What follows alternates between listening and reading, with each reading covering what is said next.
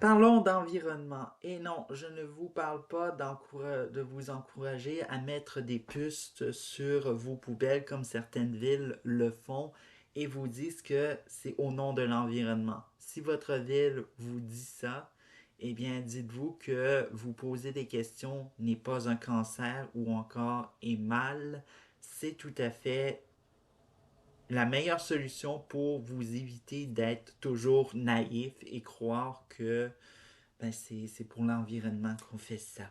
Bref, alors donc il y aura le reportage de tout ça, c'est tout à fait incroyable et pitoyable. Comment on nous siphonne au nom de l'environnement. Mais bon, quelque chose qui nous évite de siphonner la population au nom de l'environnement. Est-ce que la région métropolitaine de Montréal ou même la communauté métropolitaine de Montréal devrait faire une ceinture de verdure autour de la population, surtout en matière de protéger les derniers endroits naturels qui existent dans la région métropolitaine de Montréal.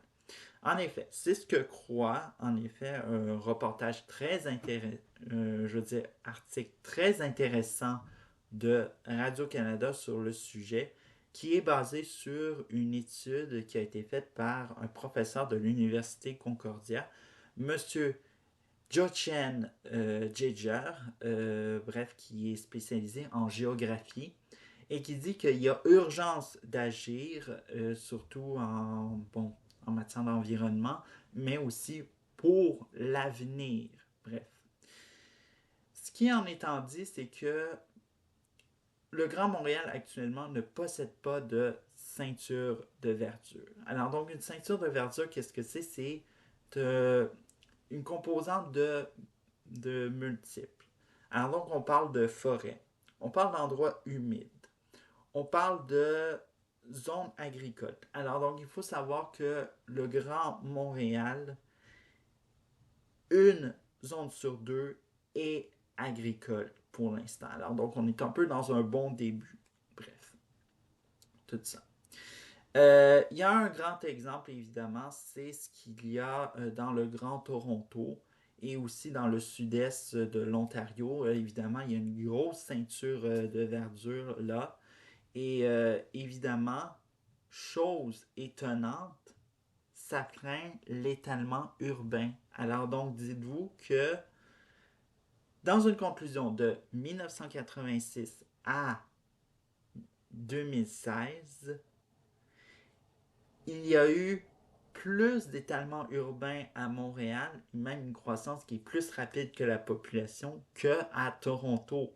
Parce qu'à Toronto, il y avait la ceinture verte pour dire un wow minute. Et bref, voilà pourquoi, évidemment, qu'il faut une ceinture verte.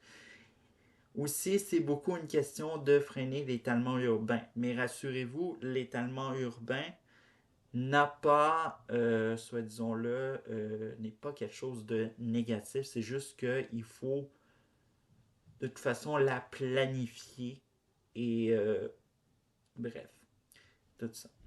Autre chose évidemment qui permet de croire qu'il va y avoir une ceinture verte, qu'on devrait s'équiper de ceinture verte, ce sont les terrains de golf. Alors donc les terrains de golf qui ont de moins en moins la cote, que dans les décennies précédentes, parce que les décennies précédentes, bon, c'était Tiger Woods, tout le monde voulait imiter son idole du golf, alors donc ils se sont mis au golf, et vu que Tiger Woods n'est plus dans le paysage du golf, mais si tandis que les terrains de golf se ferment, alors donc les villes transforment de plus en plus ces endroits en milieux naturels, alors donc en grands parcs naturels.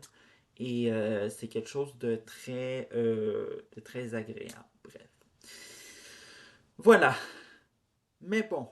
Alors donc, quand on parle d'étalement urbain, et là, il y en a certains qui se sont allumés, parce qu'il faut savoir que lorsqu'on parle de freiner l'étalement urbain, qu'est-ce qu'on parle de plus en plus de nos jours? La densification urbaine. Et là, il y en a certains qui sont très frileux à ce sujet.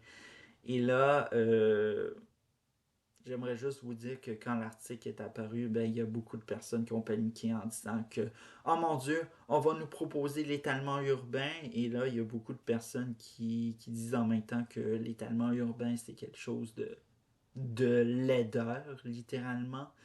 Vous attendiez à quoi qu'on vous bâtisse des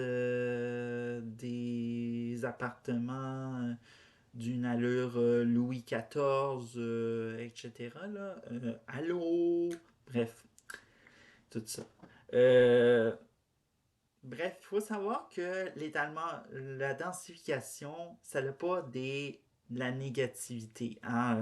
On sait que la modernité, ça a un petit peu son côté négatif puis critique.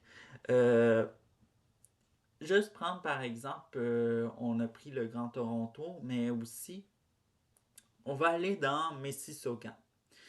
Dans Mississauga, oui, il y a beaucoup de densification concernant qu'on est au centre de Mississauga, pas loin de l'hôtel de ville.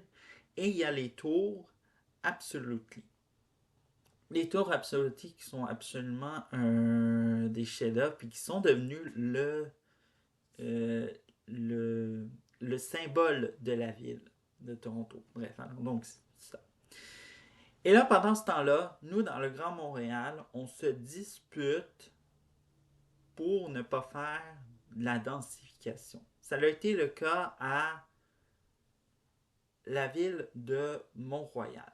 Alors donc, la ville de Mont-Royal, ça a été vraiment, je pense, le dernier des grands débats, le dernier débat que je me souviens qu'on a eu à propos de la densification. Parce que, vous savez évidemment, bon, il y a le centre commercial Royal Mount et ce proche de ce centre commercial-là, il devait y avoir des tours d'habitation.